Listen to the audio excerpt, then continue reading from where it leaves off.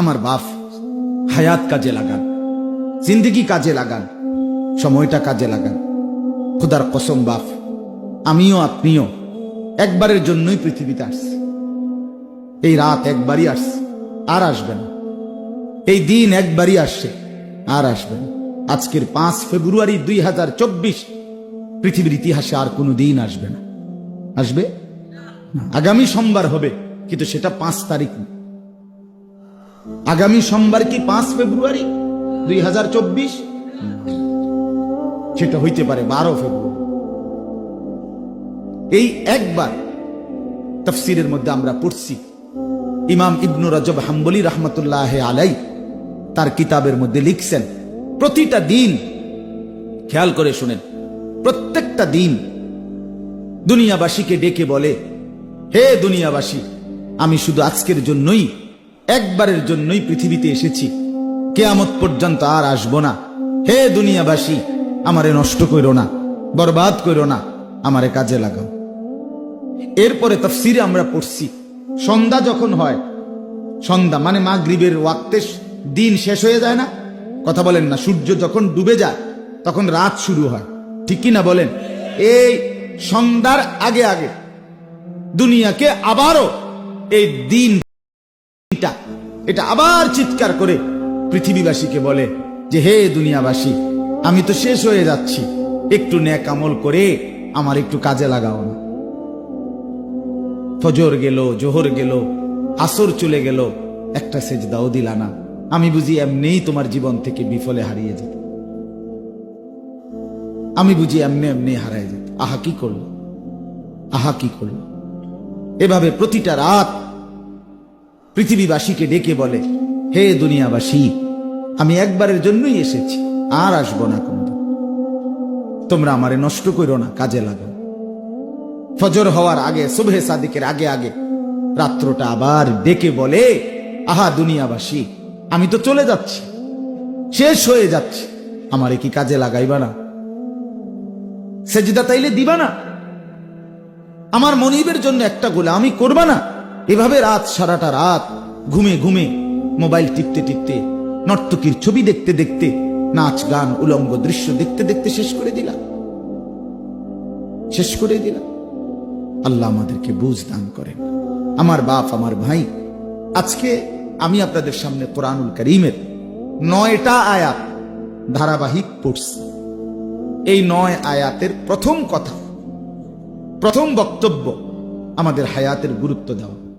আমরা যেন সময়কে গুরুত্ব দেই, আমরা যেন হায়াতকে গুরুত্ব দেই। কেন? আল্লাহ তাআলা এখানে দেখাচ্ছে, আপনাকে শুনাইতেছি, এই এখন দেখাইতেছি আপনাকে।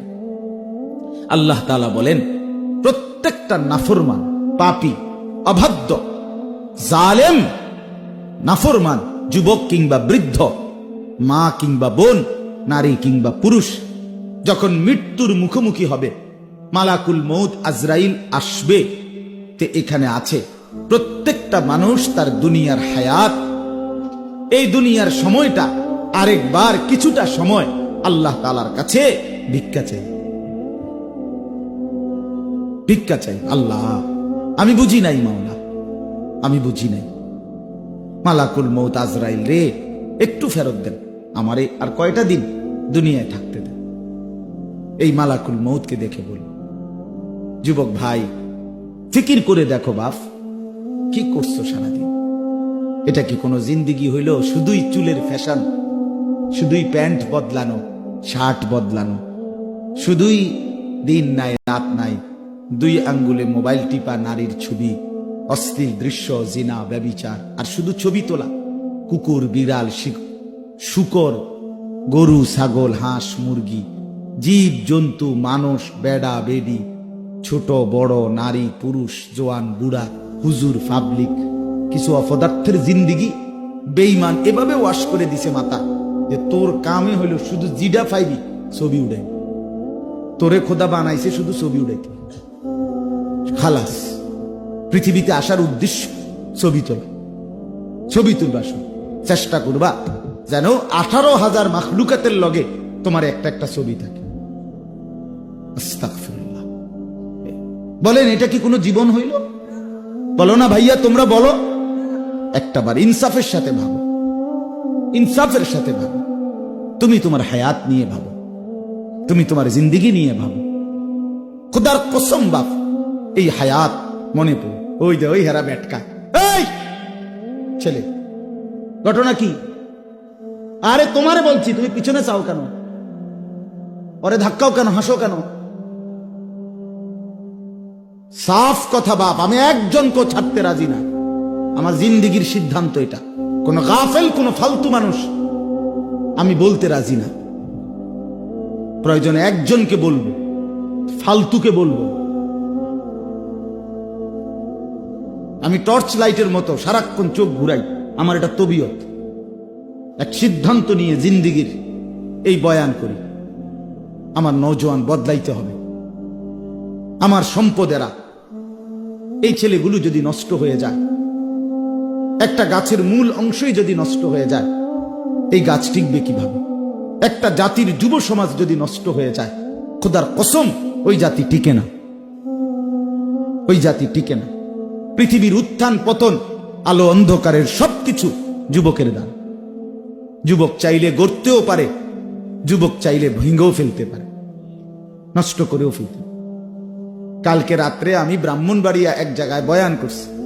রাতের 1:30-2টা বাজে মাহফিল শেষ করে খানা দানা খাইয়া যখন আবার রওনা দিছি, খুব খারাপ রাস্তা, একেবারে ভাঙ্গা চোঙ্গা রাস্তা। নওজোয়ান ছেলেটি 5-6 জন, ওরার কথা হইল, হুজুর আমরা সিএনজি লইছি, আপনারে মেইন রুট পর্যন্ত দিয়ে আসুন। তখন আমি বললাম লাগবে না, আমি চিনি বাপ। কয় না না, আমরা দিয়ে আমু আপনারে হুজুর।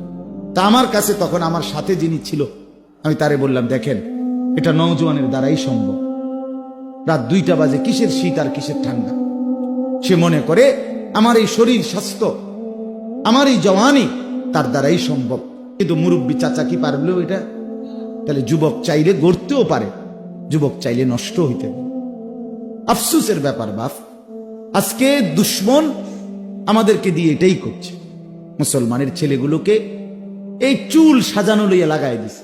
চুল সারাক্ষণ একবার চুলে দিকে ফিরাবি, আরেক দিকে ফিরাবি, সারাক্ষণ কি হাসে, ঠাট্টা করে, নিজে নিজে দুষ্টামি করে, একতে আরেকটারে লাত্তি মারে, শার্ট লইয়া টান মারে, টানা থাপ্পড় মারে। আপন বন্ধু, আপন বন্ধু একজন আরেকজনকে এমন নিকৃষ্ট, মা নিয়া বোন নিয়া গালি দেয়। কুত্তাও এমন কথা কয়। আরে কুত্তা শুকরেও এত বড় কথা কয়। এটা কি? হাসতে হাসতে তামাশা, হাসতে হাসতে খামখেয়াল। ছি ছি ছি ছি। রাস্তার পাশে মানুষ চলে, গাড়ি ঘোড়া চলে, দাঁড়াইয়া পেশাব করতেছে।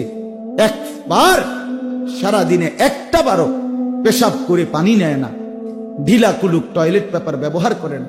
আরে এটা তো কুত্তার স্বভাব, এটা তো কুত্তার স্বভাব হইতে পারে বেটা, মানুষের স্বভাব হইতে পারে না বেটা। এটা কোনো জিন্দেগি নাকি নিয়ে? আমরা এভাবে ব্যর্থ হলাম কেন? আমাদের মুসলিম যুব সমাজ এভাবে হেরে যাবে কেন? আমাদের কিসের অভাব ছিল বলেন? আমাদের আল্লাহ আছে, আমাদের রসুল আছে, আমাদের আখেরাত আছে, আমাদের একটা সুস্পষ্ট কোরআন আছে, আমাদের রসুল আছে, তার 23 বছরের জিন্দিগি আছে। কিসের অভাবে আমরা এভাবে হাল ছেড়ে দিলাম? হাল ছেড়ে দিলাম কেন বলেন? ছেলেরা বাপ, এই জন্য অনুরোধ, নষ্ট না হই, নষ্ট রাগ হইও না বাপ। আপন করে বলার কেউ নাই, সবাই তুম করে ছেড়ে দিস। বাপেও বলে না, মাও বলে না, এই সমাজের মানুষগুলোও বলে না, মনে করে ফুলাইন যে যা মনে করে চলো। আহারে এটা কোনো কথা না রে বাপ, এটা কোনো জীবন না। একটা ওয়াক্ত নামাজ পড়তে মন চায় না সারা দিনে, এটা মুসলমানের বাচ্চা কেমনে হয় বাপ? কোন নামনেরা কোন? তার বাপ কি করলো জীবনে, তার মা করলো কি? খোদার 365 দিনে একটা বছর কোনদিন 16 বছরের ছেলেটা, 16 বছরের মেয়েটা কোনদিন ফজরের নামাজ পড়লো না, জানেও না ফজরের ওয়াক্ত হয় কখন। আচ্ছা, মুসলমানের ঘরে এত বড় অসভ্য কেমনে ঘুমায়? এই মা বাপ করছেটা কি? এদের জীবনের সার্থকতা কি? খাট পালং আর সোফা ফার্নিচার